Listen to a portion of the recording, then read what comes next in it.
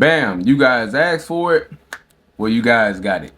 If you get paid every 2 weeks and you think saving $10,000 is impossible, you think it's hard, this video is to help you guys change your perspective of thinking. It's to help you guys to maneuver. And by the end of the video, my goal is to get you guys in the mindset that I can save 10,000 to 20,000 and even more off of a bi-weekly paycheck. So what's good, YouTube, y'all? Welcome back to the channel. It's your boy Reese in the Cut. If you guys do not know who I am, I'm a 21-year-old content creator from Illinois. I do financial content, motivational content, and educational videos just like these. Now, as you guys can tell by the title of the video, y'all, this video was highly requested that some people get paid bi-weekly. All right. Now, make sure you guys go check out the video, how to save $10,000 without a high-paying job. Now, some of you guys want me to get really in depth to it. Some of you guys, like I said, get paid bi-weekly. Some people get paid weekly. That's good. But today is for the people who get paid bi-weekly. Now, me personally, I get paid weekly, but I have worked a lot of bi-weekly jobs. So trust and believe, you guys are not alone. So make sure you guys like, comment, subscribe, and further ado, let's hop straight into it, right? So first off, I'm going to show you how the average income earners quietly save $10,000. You know, let's start small. Let's start let's do in a year, right? $10,000 in 12 months. Let's start small. You know what I'm saying? Like I said, by the end of the video, hopefully you guys kind of get more confidence. So yeah, so step one, right? Let's understand the bi-weekly advantage. Okay, so the good thing about getting paid bi-weekly is you get 26 paychecks. And first off, let's get the mindset right. Like I always say, a lot of people they look at it like, okay, well, there's 52 weeks in a year. You know, I get paid bi-weekly, da da da. Never take a paycheck for granted. A paycheck does not have to be a paycheck. It's all about what you do with it. You know what I'm saying? What you decide to either put it into or what you decide to do with it. So never take a paycheck for granted. Just because it's only 26 times out the year doesn't mean nothing. That's 26 times to get it right. Think of it like that, right? So you get paid 26 times, not 24. That's 2 extra checks that most people waste. Think about that. You know what I'm saying? Those extra checks build and it builds a saving engine for you guys. You know what I'm saying? So yeah, that's just the first thing that I want you guys to realize, that you get paid 26 times. So just think about 26 times that you have a time to get it right. You know what I'm saying? So with that, basically what that's just saying is what you do with your checks. All right. Second off, the exact math, right? Let's keep it simple. First off, $10,000 in 12 months. So exactly how much would you need to save to reach $10,000 in 12 months off of a bi-weekly paycheck? So simply all you would have to do is save $385 every 2 weeks. You know what I'm saying? From your bi-weekly paycheck, right? Not that hard. Doesn't seem that hard, right? I bet you guys never really thought of it like that. See, I think the biggest thing that I love about breaking down these how to save $10,000 videos is actually, when you really think about it, it's actually easier than what a lot of people think about it. You know, when you hear the word 10,000, it's not a big amount, but you automatically, a lot of people, they get terrified, they get scared, or like, oh, like 10,000, I ain't never really saved that much before. Like, I don't know if I got it in me. But yeah, that's all you gotta do is save $385 every 2 weeks. And if $385 every 2 weeks feels steep, that's okay. Let's go to 18 months, right? Simply $215 every 2 weeks. If that's too much, let's go down a little bit. Let's go a little bit more down. 24 months, right? 2 years. $192 per paycheck. So, but the goal is in 12 months, but just to give you guys some options, just to kind of think of that mindset, like, okay, all I really have to do is put up a couple $100 and I'm really damn near already there. You know, like I remember in the video I said $5,000 is really the perfect emergency money. So it's really not about saving $10,000 in my eyes. It's all about saving money to have emergency funds money, because I feel like this is the biggest thing in America that we really need to be focused on. Not the specific amount, but the specific, you know, just having the thing, emergency money. Simple as that, right? So number 3, paying yourself first. Paying yourself first basically comes from your lifestyle. Is your lifestyle too expensive? It's basically like, go back over your lifestyle and check all the boxes that do not need to be checked. There are some boxes in your life right now that you may not want to be real with, but they may not need to be checked off. All right, some people are, you're jumping the gun way too fast. Some things that's on your expenses list, they don't need to be there. So it's basically you just going over things. So when I say pay yourself first, be able to pay yourself first. Paying yourself first can either be whatever you're going to invest into. Either are you investing into yourself? Are you able to save money for yourself? Or are you able to invest in things that you need to get more money? And you cannot pay yourself and unless you go down and uncheck some of those boxes where you need to uncheck the boxes at, right? That could be maybe your rent is too high. Maybe you have too many subscriptions. Maybe you order too much food. Maybe you got too much going on. You know, things of that nature. It's basically you just going back over your life, seeing what do I need to uncheck. All right. Saving comes before bills and lifestyle. This is what I'm trying to say. Saving is paying yourself. That's what I mean by when I say you need to pay yourself. You know, a lot of people say pay yourself.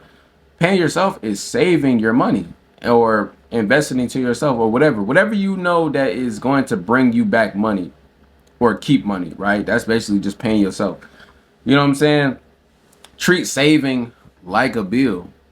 And if your bill is outweighing you from saving money, you know what you got to do. At the end of the day, I can't unsign a lease for you.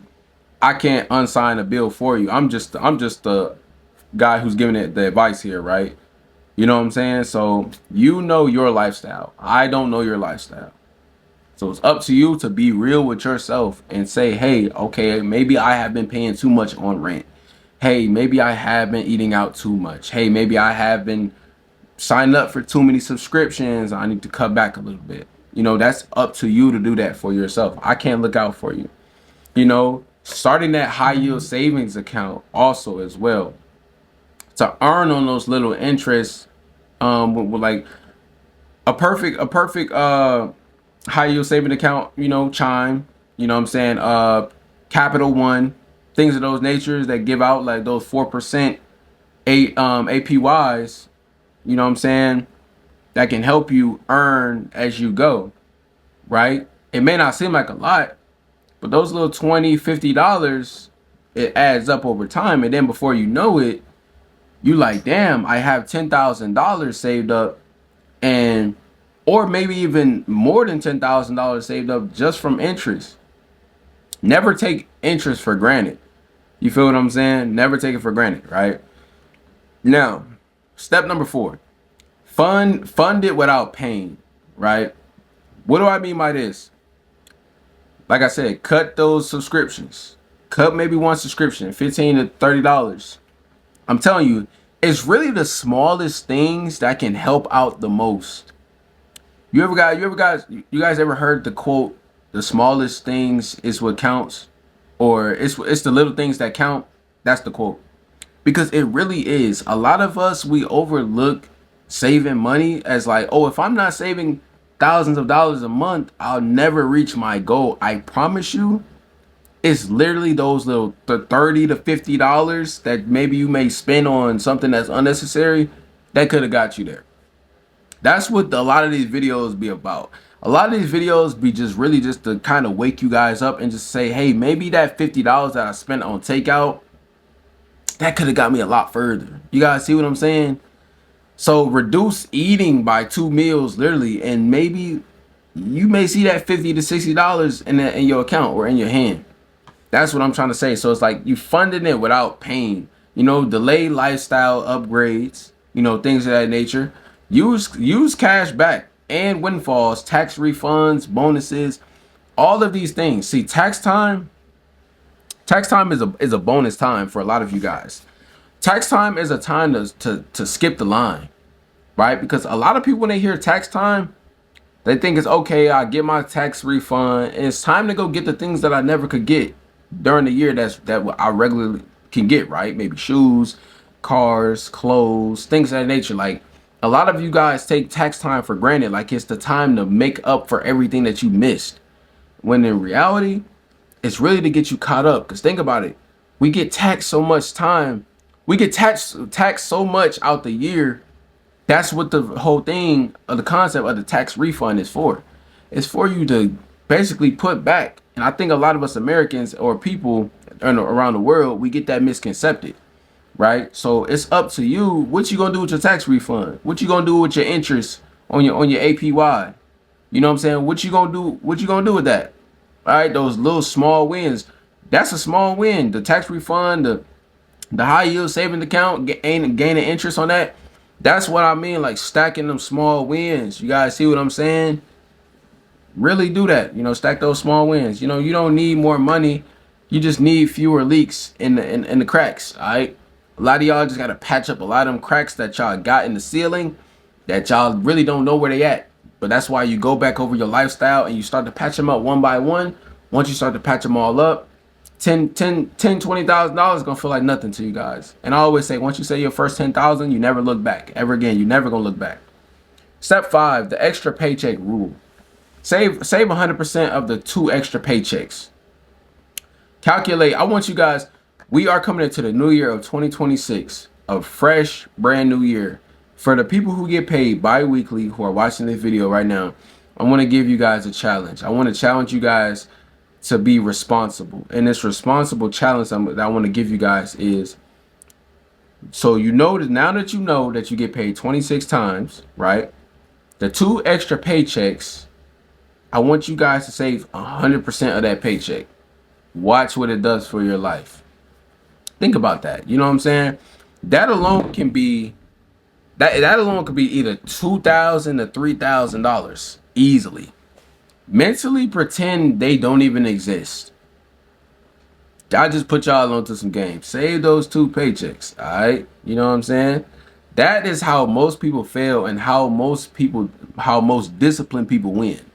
You guys get what I'm saying? So yeah, just act like those 2 paychecks don't even exist. Because remember, 26 paychecks, some people only see 24. That's 2 extra paychecks than what some people actually choose to do with it. You guys get what I'm saying? Step 7, increase as you grow. Right? Raises increases savings, right? When you get a raise, now you can save more. You know what I'm saying? Side income, straight to savings. I always tell people, if you have a side income, you are really winning in America or around the world right now. If you have a side income, you are winning because you do not have to touch every single dime from your job, from your number one source of income. You are really getting ahead. I think having a side income was really the key to winning nowadays. Dealing with so much inflation, things out the world.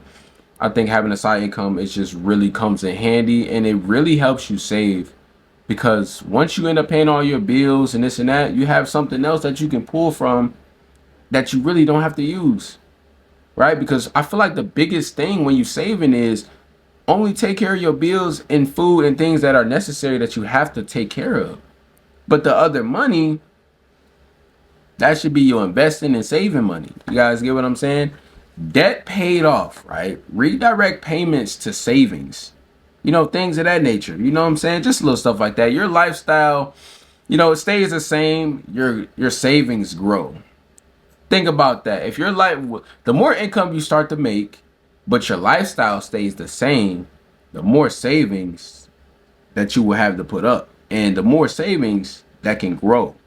You guys get what I'm saying? Hopefully that makes sense to you guys. So the mindset shift, this is when it really gets real. Saving $10,000 is not about money. I think that's the biggest misconception. It's not just about the dollar bill perspective of it. It's not. That's not just what this is all about. It's about identity. You get what I'm saying? You become the type of person who finishes what they started. Think about the goal that you set for yourself when you finally come to the table and say, I'm going to save my first 10,000 or 20,000, 30,000. I'm going to save that number. And think about it when you actually do it. And you're going to realize, damn, it was not really about the money. It was about me finishing what I said that I was going to do. It's about me standing on business and hitting the goal that I said I was going to hit. And once you do that, you're going to feel like you can do anything. It's going to give you that momentum, the confidence, and everything to do more, to stack it again, be successful. I feel like saving is the foundation of becoming financially literate and financially stable. You have to be able to save first. A lot of people, y'all want to jump the gun and say, oh, if you're not investing, then you're not doing anything. But if you're not saving, how can you invest? Because you don't have nothing to invest in, because you don't have no money saved, right? Because if you invest, and you lose, some investments you can lose, right? Let's not act like all this crypto and Bitcoin stuff you just hit automatically. Some stuff you take a L. But if you got money saved up, you can keep trying. Things of that nature. You guys get what I'm saying? Learn to save first. Learn to finish the goal. Learn to do things like that. So comment down 10K if you're committing to this. You know, like this video if you guys want more videos just like these. And DM me on Instagram the videos that you guys want me to make videos about. This guy literally just DM me literally this morning.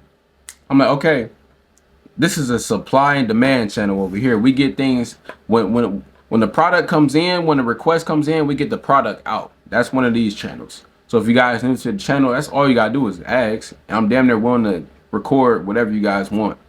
So yeah, make sure you guys like, comment, subscribe. And y'all know I love this. Y'all know me back more content. Y'all can do it, man. I know y'all can. Hey, skate.